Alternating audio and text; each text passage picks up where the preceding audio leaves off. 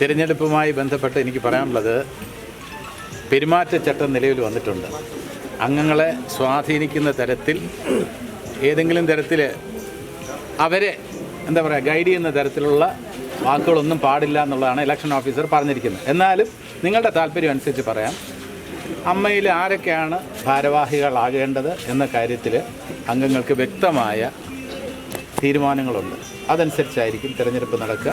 നമ്മൾ എല്ലാം പോസിറ്റീവായിട്ട് ചിന്തിക്കുക. പിന്നെ ഇതൊരു പോരാട്ടമോ യുദ്ധമോ ഒന്നുമല്ല. അമ്മയുടെ മക്കൾ തമ്മിലുള്ള ഒരു ആരോഗ്യകരമായിട്ടുള്ള മത്സരമാണ്.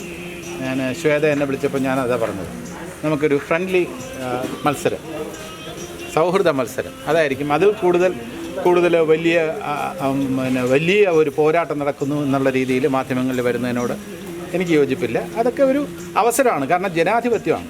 ഇപ്പോൾ കൂടുതൽ പേര് മത്സരിക്കാൻ വരുന്നത് നല്ലതാണ്. എല്ലാവർക്കും അവസരങ്ങളുണ്ട്. കൂടുതൽ വനിതകൾ വരുന്നു മത്സരിക്കാൻ, ഞങ്ങൾ അമ്മയ്ക്ക് വേണ്ടി പ്രവർത്തിക്കാൻ തയ്യാറാണെന്ന് പറഞ്ഞ് കൂടുതൽ ആൾക്കാർ വരുന്നു. അത് സ്വാഗതം ചെയ്യപ്പെടേണ്ട കാര്യമാണ്. ഇതിനു മുമ്പ് ഞങ്ങളില്ല എന്ന് പറയാൻ നേരത്തെ ഇത്തവണ ഒരുപാട് പേര് നോമിനേഷൻ കൊടുത്തിട്ടുണ്ട്. അത് നമുക്ക് നല്ല ഒരു കാര്യമായിട്ടാണ് എനിക്ക് തോന്നുന്നത്. എല്ലാം പോസിറ്റീവായിട്ട് 31-ാം തീയതി വരെ നോമിനേഷൻ പിൻവലിക്കാനുള്ള സമയമുണ്ട്. അപ്പോൾ അത് കഴിയുമ്പോൾ മത്സരചിത്രം കുറച്ചുകൂടെ മാറാൻ സാധ്യതയുണ്ട്. അതിനുശേഷം റിയലായിട്ടുള്ള ഒരു മത്സരം എങ്ങനെയായിരിക്കും, ആരൊക്കെ തമ്മിലായിരിക്കും എന്ന് പറയാൻ കഴിയുള്ളൂ. അവിടെ കുറച്ച് ധാരണകളൊക്കെ ഉണ്ടായേക്കാം. പരസ്പര ധാരണയും വിട്ടുവീഴ്ചയൊക്കെ ഉണ്ടായിട്ട് സ്ഥാനാർത്ഥികളുടെ എണ്ണം കുറച്ച് കുറഞ്ഞേക്കാമെന്നാണ് എനിക്ക് തോന്നുന്നത്. ഓഗസ്റ്റ് 15-ാം തീയതി തിരഞ്ഞെടുപ്പ് വളരെ പോസിറ്റീവായിട്ട് നമുക്ക് കാത്തിരിക്കാം. Thank you so much. അല്ല, ഇതിനെക്കുറിച്ചെല്ലാം തന്നെ ഞാൻ പറഞ്ഞില്ലേ, എൻ്റേതായിട്ടുള്ള നിലപാടല്ല. ഇതിപ്പോൾ അംഗങ്ങൾക്ക് വ്യക്തമായിട്ടുള്ള തീരുമാനങ്ങളുണ്ട്. അവരുടെ തീരുമാനങ്ങൾ അവരുടെ അവകാശം വിനിയോഗിക്കട്ടെ. അല്ലാതെ എൻ്റെ വ്യക്തിപരമായ തീരുമാനത്തിനല്ല ഇപ്പോൾ പ്രസക്തി. അംഗങ്ങളുടെ തീരുമാനം, ഡെമോക്രസി എന്ന് പറയുന്നത് മാക്സിമം ആൾക്കാർ എങ്ങനെ ചിന്തിക്കുന്നു അതനുസരിച്ച്.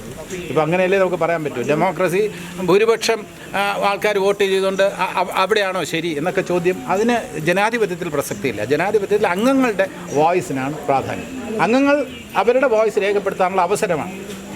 ഏത് ന്യായം, ഏത് ശരി എന്നൊക്കെയുള്ള അവർക്ക് അവരുടേതായിട്ടുള്ള അഭിപ്രായം രേഖപ്പെടുത്താനുള്ള അവസരം ഒരുക്കുകയാണ് ഓഗസ്റ്റ് 15-ാം തീയതി. അവർ രേഖപ്പെടുത്തിട്ട് അത് ഏറ്റുവാങ്ങുക എന്നുള്ളതാണ് മത്സരാർത്ഥികളെല്ലാം ചെയ്യേണ്ടത്. വ്യത്യാസമുണ്ട്. ഒരുപാട് പേര് വന്നിരിക്കുകയാണ് മത്സരരംഗത്ത്. നിങ്ങൾ തന്നെ ഇതുവരെ സാധാരണഗതിയിൽ ഒരു എക്സിക്യൂട്ടീവ് കമ്മിറ്റിക്കൊക്കെ വേണ്ടി മാത്രമാണ് മത്സരം ഉണ്ടാകാറുള്ളത്. ഇത്തവണ ഓരോ സ്ഥാനത്തേക്ക് വേണ്ടി ഒരുപാട് പേര് നോമിനേഷൻ കൊടുത്തിട്ടുണ്ട്. അതൊരു നല്ല സൂചനയായിട്ടാണ് എനിക്ക് തോന്നുന്നത്. കാരണം കൂടുതൽ ഞങ്ങൾ വർക്ക് ചെയ്യാൻ തയ്യാറാണെന്ന് സന്നദ്ധരായി വരുമ്പോൾ അതിന് നമ്മളൊരു പോസിറ്റീവ് ആംഗിളിൽ വേണം കണക്കാക്കാൻ.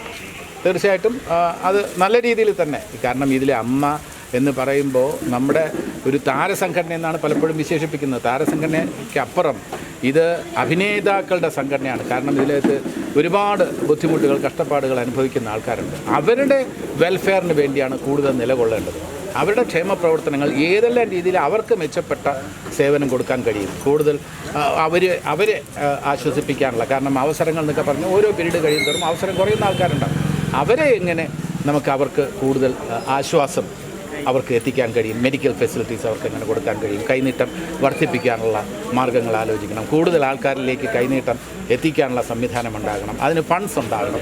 ആ ഫണ്ട്സ് ഉണ്ടാകുമ്പോൾ തീർച്ചയായിട്ടും സൂപ്പർ താരങ്ങളെല്ലാം തന്നെ പിന്തുണ വാഗ്ദാനം ചെയ്തിട്ടുണ്ട്. അവരിപ്പോൾ ഭാരവാഹികളല്ലെങ്കിൽ പോലും ഈ അമ്മയുടെ ഫണ്ട് റൈസിങ് പ്രോഗ്രാമായിട്ട് മമ്മൂക്കയും മോഹൻലാലും സുരേഷ് ഗോപിയൊക്കെ കാര്യമായിട്ട് സഹകരിക്കാമെന്ന വാക്ക് ഞങ്ങൾക്ക് നൽകിയിട്ടുണ്ട്. അവരിലൂടെ കൂടുതൽ ഫണ്ടുകൾ സമാഹരിച്ച് കൂടുതൽ ആൾക്കാരിലേക്ക് കൈനീട്ടം എത്തിച്ച് ഇപ്പോൾ കിട്ടിക്കൊണ്ടിരിക്കുന്നവർക്ക് കൂടുതൽ കൈനീട്ടം കൊടുക്കാനുള്ള ഒരു സംവിധാനമുണ്ടായി. അതേപോലെ തന്നെ മെഡിക്കൽ ഫെസിലിറ്റീസും കുറച്ചുകൂടെ കാര്യമായിട്ട് കൂട്ടാനുള്ള, ഇൻഷുറൻസ് ഫെസിലിറ്റീസും ഒക്കെ കൂട്ടാനുള്ള ഒരു ശ്രമത്തിലാണ് ഞങ്ങളെല്ലാവരും. അതിനുവേണ്ടി മീഡിയയുടെയും പിന്തുണ ഞങ്ങൾ അഭ്യർത്ഥിക്കുന്നു. Thank you so much.